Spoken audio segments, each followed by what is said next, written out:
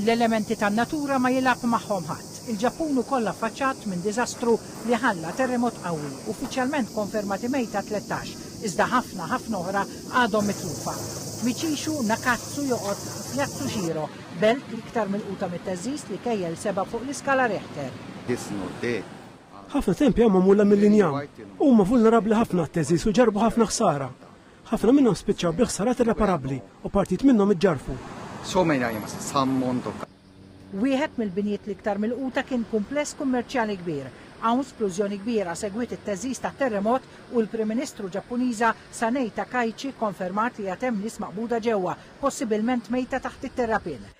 Intant fisem il-Gvern Malti, il-Ministru għall-Affarijiet Barranin Chris Fern estenda l-kondoljanzi tiegħu mal-qraba tal-vittmi tat-terremot fil-Ġappun u qal li sa dal-ħin huwa infurmat li m'hemmx Maltin affettwati mit-terremot.